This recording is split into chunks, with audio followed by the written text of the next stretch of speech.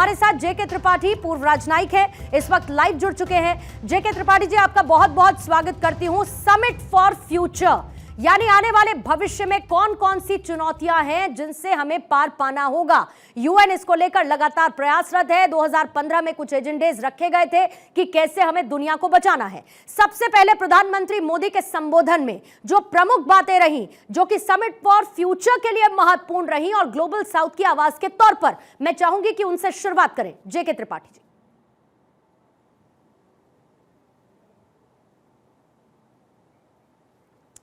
जेके Tripathi sir, unmute करेंगे आप please. Unmute है वो कह रहे हैं। एक बार ठीक है, मैं एक बार सर क्रॉस चेक करवा लेती हूं। एक बार क्रॉस चेक करेंगे कि ऑडियो में क्या इशू है। लेकिन प्रधानमंत्री नरेंद्र मोदी को आपने सुना और ग्लोबल साउथ किस तरीके से, ग्लोबल साउथ के जो देश हैं वो इन तमाम मुद्दों से जूझ रहे हैं और जाहिर है कि भारत हमेशा से ही इस समिट को कराने के पक्ष में रहा है। यूएन के जो दूसरे संस्थान है उसमें बदलाव की मांग की गई है, चाहे क्लाइमेट चेंज हो। जो विकासशील देश हैं उनका पक्ष भारत की तरफ से इसमें रखा गया है। प्रधानमंत्री को आपने सुना, जो ग्लोबल संस्थाएं हैं उसमें सुधार का जिक्र प्रधानमंत्री की तरफ से किया गया है और किस तरीके से मानव कल्याण को हमें सुनिश्चित करना होगा, इस पर भी जोर प्रधानमंत्री मोदी की तरफ से दिया गया है। न सिर्फ गरीबी से बाहर निकाले गए लोगों की संख्या, उनका जिक्र प्रधानमंत्री ने किया, लेकिन आतंकवाद जो एक बड़ा ग्लोबल इशू है और आतंकवाद क्योंकि दुनिया के लिए सबसे बड़ा खतरा है, इसीलिए हर एक अंतर्राष्ट्रीय मंच से प्रधानमंत्री आतंकवाद का जिक्र करते हैं। आपको इससे पहले याद होगा कि आतंकवाद को एक परिभाषा के तौर पर रखा जाए, इस पर जोर भारत लगातार देता रहा है। और ऐसे में बदलते समय के साथ जहां पर आर्टिफिशियल इंटेलिजेंस है, तकनीक बदल रही है, कैसे एआई के साथ हम आगे बढ़ेंगे, उससे जुड़ी हुई चुनौतियों से कैसे हम पार पाएंगे, ये सब कुछ इस समिट फॉर फ्यूचर का फोकस एरिया रहा है, जिसको लेकर प्रधानमंत्री मोदी का यह संबोधन रहा। जैसा कि मैंने आपको पहले भी बताया कि ये 2021 में होना था, लेकिन 3 साल की ये देरी से हो रहा है। साल 2015 में ऐसा हुआ कि सब एक साथ मंच पर आए और कुछ एजेंडे रखे गए जिसको लेकर हमें काम करना होगा। उसके बाद अब लगभग 10 साल पूरे होने को हैं और उस 10 साल में हम उन एजेंडेज पर कितना अचीव कर पाए हैं, इसका जिक्र करना होगा। और सुरक्षा परिषद का यह खास मौका था क्योंकि जो 5 इसमें परमानेंट मेंबर देश हैं यूएनएससी में, जिसमें भारत के शामिल होने की बात, ग्लोबल साउथ की आवाज बनने की बात प्रधानमंत्री नरेंद्र मोदी की तरफ से संबोधित इसमें किया गया, जिसमें बहुत सारे मुद्दों को लेकर उनकी तरफ से मेंशन किया गया। और वो मुद्दे इसीलिए जरूरी है क्योंकि पूरी की पूरी दुनिया आने वाले समय में कुछ चुनौतियों से जूझती हुई नजर आएगी। न सिर्फ आएगी बल्कि कुछ चुनौतियों से जूझती हुई नजर आ रही है और इसीलिए पूरे के पूरे विश्व को एक धागे में पिरोना और एक साथ आगे बढ़ना, उन चुनौतियों से पार पाते हुए, ये मकसद इसका रहा है। और प्रधानमंत्री मोदी का संबोधन इन्हीं चीजों के इर्द गिर्द रहा। कैसे मानव कल्याण को हम सुनिश्चित करें, प्रधानमंत्री ने यह भी अपने संबोधन में यूएन में कहा है। जेके त्रिपाठी जी एक बार फिर से हमारे साथ जुड़ चुके हैं। जेके त्रिपाठी जी, मैं उम्मीद करती हूं मेरा सवाल आप तक पहुंच गया होगा, मैं जवाब चाहूंगी आपसे। जिसमें राष्ट्रीय संप्रभुता। त्रिपाठी सर एक बार फिर से अपनी बात कहेंगे सर? अनम्यूट एक बार प्लीज चेक कर ले हैं कि नहीं। मेरे ख्याल से आपको आवाज आ रही है। Perfect sir, perfect. अब आपकी आवाज आ रही है त्रिपाठी सर, बोलिए। देखिए, ऐसा है कि ये समिट फॉर फ्यूचर है और हमारे भविष्य के लिए जो बड़ी कुछ समस्याएं हैं प्रधानमंत्री ने उसको इंगित किया है। एक तो आतंकवाद है, दूसरी है पर्यावरण की सुरक्षा की समस्या। आतंकवाद के लिए अभी देखिए सबसे बड़ी समस्या ये है कि पिछले 22 साल में आतंकवाद की परिभाषा तक नहीं निर्धारित की जा सकी। Comprehensive conference on international terrorism organise करने के लिए भारत बहुत दिन से कह रहा है, लेकिन अभी परिभाषा तक नहीं विश्व के लोग निर्धारित कर पाए हैं। ये बहुत ही दुखद बात। दूसरी चीज देखिए, उससे भी ज्यादा भयंकर, हालांकि साफ दिखने वाली नहीं, छुपी हुई समस्या, छुपी हुई परेशानी जो है वो है पर्यावरण की समस्या। जितना पर्यावरण में प्रदूषण हो रहा है, नदियों के जलों में प्रदूषण हो रहा है, हवा साफ नहीं हो पा रही है। प्रधानमंत्री ने इस चीज को जोर देते हुए कहा है कि हमें चाहिए कि हम affordable solution of life style पर, जीवन पद्धति के लिए ऐसे सोल्यूशन, ऐसी तकनीक ढूंढे जिससे कि लोगों को लोग अफोर्ड कर सके और उससे यह होगा कि ग्रीन जॉब पैदा होंगे और प्रधानमंत्री ने ये भी कहा कि देखिए हमने ये कोशिश की है कि 2% तक आ जाए, नेट जीरो आ जाए जो भी पोल्यूशन हो रहा है, ताकि जितना हम वापस ले रहे हैं उतना, जितना हम दे रहे हैं पोल्यूशन उतना वापस ले सकते। लेकिन इसमें भी प्रधानमंत्री ने कहा कि सिर्फ हमारे उसकी बात नहीं, क्योंकि जो विकसित देश है, आप ये देखिए भारत की जनसंख्या सबसे ज्यादा है विश्व में, विश्व का 1/6 भाग है, लेकिन भारत की इस पोल्यूशन में, एनवायरमेंटल पोल्यूशन में जिम्मेदारी सिर्फ 4% है।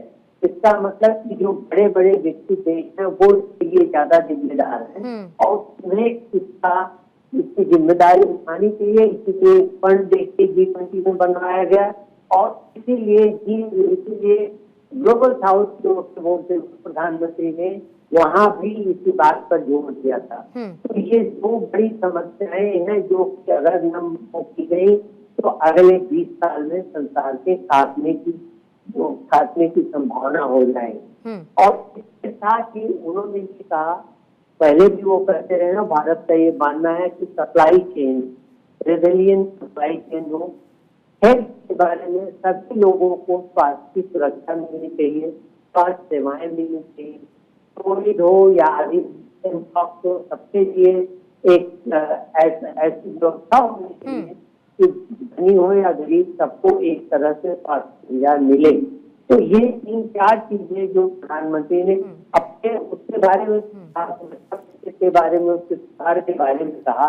लेकिन ये देखिए ये पिछले 21 साल से सुरक्षा परिषद में सुधार की बात भारत कर रहा है, लेकिन ये अभी सुधार की अभी कुछ इसकी संभावना नहीं होती। 21 साल में 15 साल तक इधर उधर की बातें करने के बाद तब फिर inter governmental discussion on text शुरू हुआ यूनाइटेड नेशन में सुधार से, जो अभी भी चल ही रहा पिछले 16 साल से। उसमें कुछ खास प्रगति नहीं हुई है, क्योंकि आपस में ही लेकिन अगर हम प्रधानमंत्री नरेंद्र मोदी की जेके त्रिपाठी से बात करते हैं, हमने हमेशा कहा है कि ग्लोबल साउथ के जो देश हैं उनकी एक बहुत मजबूत आवाज के तौर पर प्रधानमंत्री अलग अलग अंतर्राष्ट्रीय मंच पर मौजूद रहे हैं।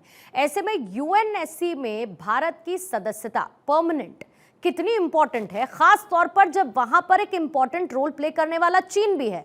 आपने, क्योंकि प्रधानमंत्री मोदी का मैं संबोधन का जिक्र कर देती हूं जो यहां से रवाना होने से पहले उन्होंने किया, जब भारतीय समुदाय के सामने मौजूद थे, उन्होंने ये कहा कि दुनिया को बर्बाद करने के मामले में भारत की भूमिका बहुत ना के बराबर है।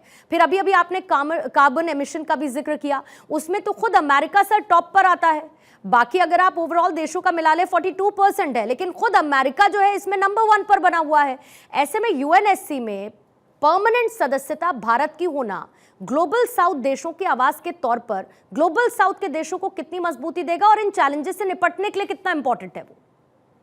देखिए, मेरे ख्याल से ऐसा है कि आप सोचिए कि गांधी जी को नोबेल प्राइज नहीं मिला, लेकिन उससे गांधी जी की महानता में कोई फर्क नहीं था। इसी तरह से हमें वहाँ की सुरक्षा परिषद की स्थायी सदस्यता भले न मिले, लेकिन उससे हमारे महत्व में, उससे हमारी प्रतिष्ठा में, उससे हमारी एक्सेसिबिलिटी कोई फर्क नहीं पड़ता। मैं आए कि यहाँ क्लियर कर दूं, सुरक्षा परिषद में सुरक्षा परिषद की स्थायी सदस्यता और अस्थायी सदस्यों के तुलना में सिर्फ एक तक होता है जो बहुत बड़ा माना जाता है, वो सुरक्षा परिषद के स्थायी सदस्यों को वीटो पावर होती है। ठीक है sir, veto power negative power होती है। तो अब भारत को वीटो पावर कोई भी नहीं है, क्योंकि देखिए 5 सदस्यों में से हर वक्त कम से कम 3-4 सदस्य रहते रहे हैं, रूस अमेरिका या रूस और फ्रांस या रूस और ब्रिटेन, जो भारत के पक्ष में वोट देते रहे हैं। तो जिससे भारत के विरोधियों द्वारा प्रस्ताव खारिज होते रहे। इसको मैं थोड़ा सा और त्रिपाठी जी बेहतर तरीके से और समझने की कोशिश करती हूँ, इसके अलग अलग पर्सपेक्टिव देखने होंगे। डॉक्टर मोहम्मद अमीन भी इस वक्त हमारे साथ हैं, पूर्व राजनयिक हैं। डॉक्टर मोहम्मद अमीन, आपका बहुत बहुत स्वागत करती हूँ। समिट फॉर फ्यूचर, चैलेंजेस बहुत हैं, चुनौतियां बहुत हैं। भारत ग्लोबल पावर के तौर पर बहुत सशक्त और मजबूत बीते कुछ समय में प्रधानमंत्री मोदी की लीडरशिप और उनकी वॉइस के जरिए बनता हुआ नजर आया है। प्रधानमंत्री मोदी के यूएन में संबोधन को आप कैसे एनालाइज करते हैं? देखिए, आज यूएन में जो स्पीच होगी असेंबली में, वो हमारे प्राइम मिनिस्टर की मैंडेट स्पीच होगी और वो काफ़ी तैयारी के साथ गए हैं। इसमें जो लोकल मुद्दे हैं या जो अंतर्राष्ट्रीय स्तर पर जो मुद्दे उठाए जा रहे हैं, उन मुद्दों में आप देखेंगी ये इजराइल है और हमास की लड़ाई है, क्योंकि उन्होंने भी महमूद अब्बास साहब से बात की है जो फ़लस्तीन के राष्ट्रपति हैं। और उसके बाद देखिए आप यूक्रेन और रशिया की बात हो रही है। इसकी जो अभी हमारे जो सिक्योरिटी एडवाइजर हैं वो पुतिन साहब से मिल के आए हैं, तो उनका भी मामला गर्म है। और इंटरनेशनल क्लाइमेट चेंज के ऊपर भी आज उनकी स्पीच में होगा। और जहाँ तक सवाल है इस बात का कि ये जो हमारे प्राइम मिनिस्टर जो हमेशा उन मुद्दों को लेके आते हैं जो मुद्दे गर्मा गर्म होते हैं और इस वक्त चल रहे होते हैं। ऐसा नहीं कि पुरानी स्पीचों को उखाड़ के लेके आते हैं या न होने वाली बातों को, उन बहुत बातों को लेके आते हैं। देखा होगा आपने G20 में भी कि हमारे प्राइम मिनिस्टर ने यहाँ पर जो भी अकॉर्ड थे इमीडिएटली सारे कंट्री से साइन करा लिए। कंसर्न ऑफ क्लाइमेट, प्रधानमंत्री ने उसका जिक्र किया कि उनको सबसे पहले अचीव करने वाला हमारा ही देश रहा है। डॉक्टर मोहम्मद अमीन, आपका शुक्रिया। जेके त्रिपाठी सर, आपका भी बहुत बहुत शुक्रिया इस पर इंसाइट्स देने के लिए। लेकिन प्रधानमंत्री का जो संबोधन रहा है यूएन में, एक बार आपको वो भी सुनवा देते। जून में अभी अभी मानव इतिहास के सबसे बड़े चुनावों में भारत के लोगों ने मुझे लगातार तीसरी बार सेवा का अवसर दिया है और आज मैं इसी 1/6 ऑफ ह्यूमैनिटी की आवाज आप तक पहुंचाने यहां आया हूं। फ्रेंड्स, जब हम ग्लोबल फ्यूचर की बात कर रहे हैं तो ह्यूमन सेंट्रिक अप्रोच सर्वप्रथम होनी चाहिए।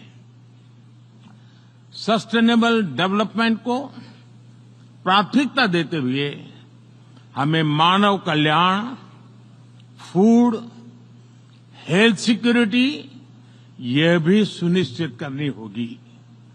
भारत में 250 मिलियन लोगों को गरीबी से बाहर निकालकर हमने यह दिखाया है कि sustainable development can be successful. Success का हमारा यह अनुभव हम ग्लोबल साउथ के साथ साझा करने के लिए तैयार है।